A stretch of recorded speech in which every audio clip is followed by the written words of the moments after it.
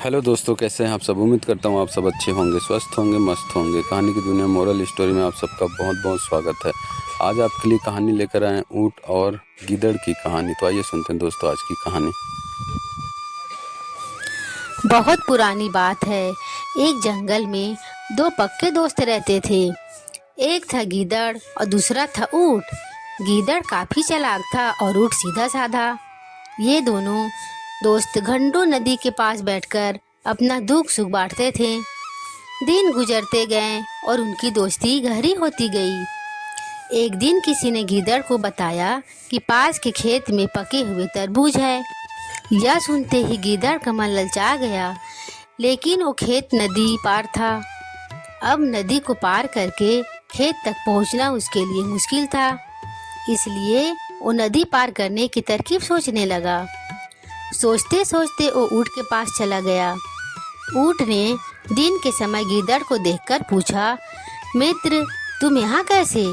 हम तो शाम को नदी किनारे मिलने वाले थे। तब गीदड़ ने बड़ी ही चालाकी से कहा, देखो मित्र, पास के ही खेत में पके तरबूज हैं। मैंने सुना है तरबूज बहुत मीठे हैं। तुम उन्हें खाकर खुश हो जाओगे, इसलिए तुम्हें बताने चला आया। ऊँट को तरबूज काफ़ी पसंद था। वो, वाह, मैं अभी उस गांव में जाता हूँ। मैंने बहुत समय से तरबूज नहीं खाए हैं। ऊँट जल्दी जल्दी नदी पार करके खेत जाने की तैयारी करने लगा। तभी गीदड़ ने कहा, दोस्त, तरबूज मुझे भी अच्छे लगते हैं, लेकिन मुझे तैरना नहीं आता है। तुम तरबूज खा लोगे तो मुझे लगेगा कि मैंने भी खा लिया। तभी ऊँट बोला, तुम चिंता मत करो, मैं तुम्हें अपनी पीठ पर बैठाकर नदी पार कराऊंगा। फिर साथ में मिलकर तरबूज खाएंगे। ऊँट ने जैसे कहा था वैसा ही किया। खेत में पहुंचकर गीदड़ ने मन भर कर तरबूज खाए। खुश हो गए। खुशी के मारे वो जोर जोर से आवाज़ें निकालने लगा। तभी ऊँट ने कहा, तुम शोर मत मचाओ, लेकिन वो माना नहीं। गीदड़ की आवाज़ सुनकर किसान डंडे लेकर खेत के पास आ गए। गीदड़ चालाक था, इसलिए जल्दी से पेड़ों के पीछे छुप गया।